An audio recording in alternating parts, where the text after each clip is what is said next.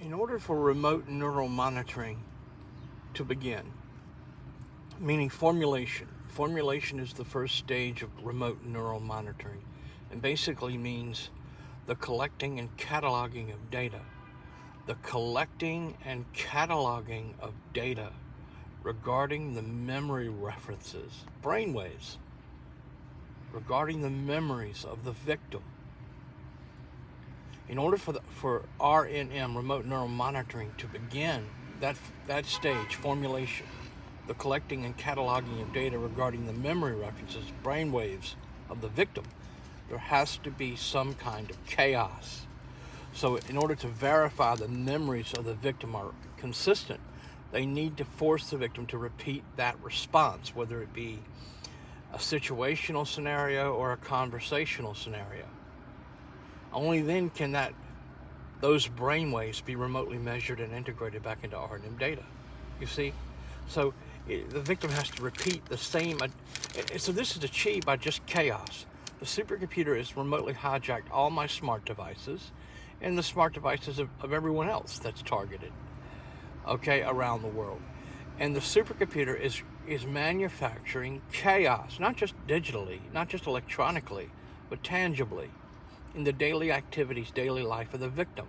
Here's I try to make a video. There's sudden chaos, and what the system is doing is it's trying to verify my brain waves, force me to repeat the response. This has been going on since 2011. That I know. Excuse me. This has been going on.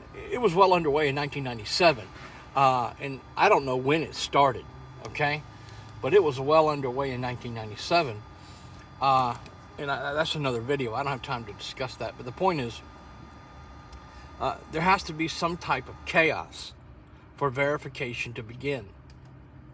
It's just how the technology works. So as I try to make a video to communicate with lawyers and other targeted individuals, there's just all of this chaos, and that's remote neural monitoring. Remote neural monitoring occurs in cycles. It occurs in cycles. For that cycle to begin, there has to be some type of chaotic disruption, some type of provocation or forced countermove or forced adjustment by the victim. That's how the verification process works. It cannot begin without a verification marker. That verification marker is the victim's response to the chaos, to the trauma. This is brain 2. Waiting to go inside to my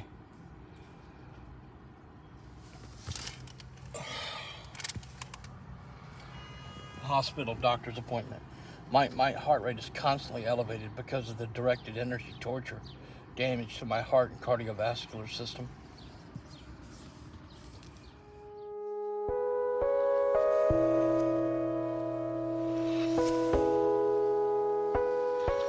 The human brain, made of approximately 100 billion neurons, the same number of stars that exist within our galaxy. The human brain monitors and regulates all of the body's actions and reactions.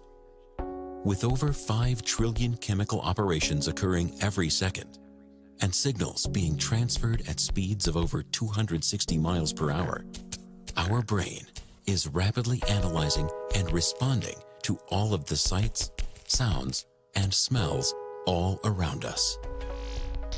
Now, because we are all born slaves to sin, our mind has been programmed to behave out of selfish desire. The way we think, dream, reason, and act are limited to the ways of this world. Now consider the facts for a moment.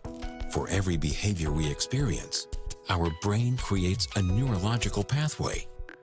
As behaviors are repeated, those pathways become increasingly more stable. Think of it this way. A single behavior maps out a dirt road in your brain, creating a basic pathway for your thoughts to travel. But as you repeat behaviors, your brain builds a highway, allowing for an increased volume and frequency of thoughts to move about, resulting in your day-to-day actions. In order to change our behavior, we must reprogram our brain. It requires the deconstruction of existing highways and is a process that takes time. The Bible directs us to take every thought captive and to commit daily to the renewing of our mind through the power of God's Word. And in time, the result is the formation of an entirely new neurological roadmap, leading you to the life you were meant to live.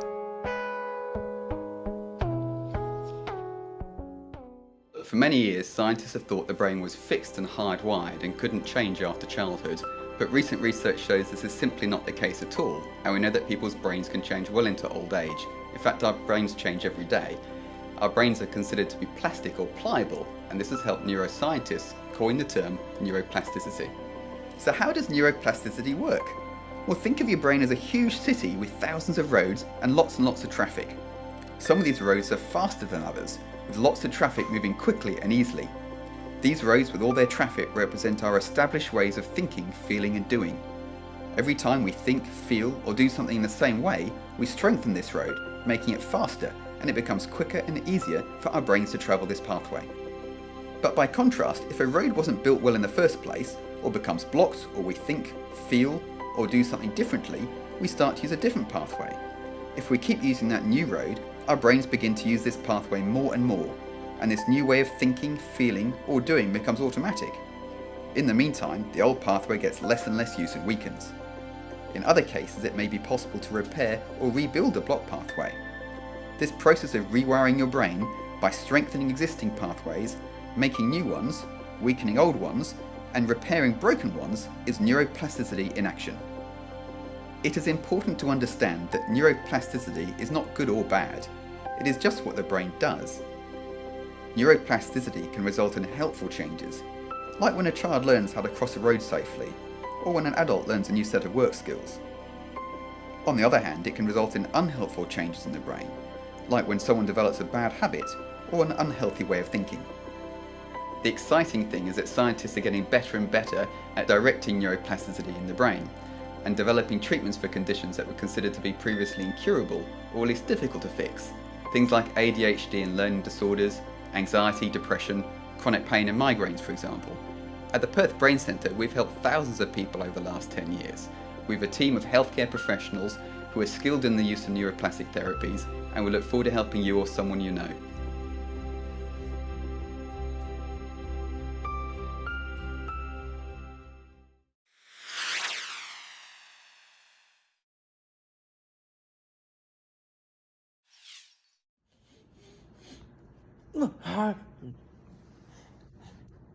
My heart isn't trained.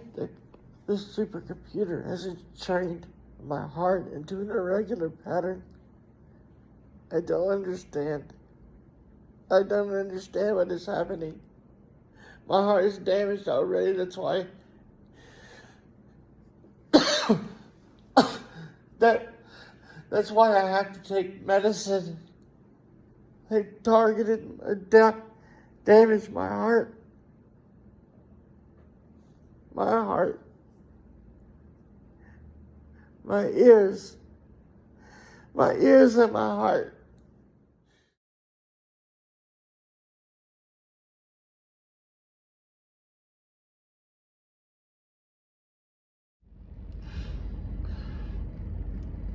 Torture to ears, pain, pulsating pain, stream of energy, pulsating pain to ears, targeting ears.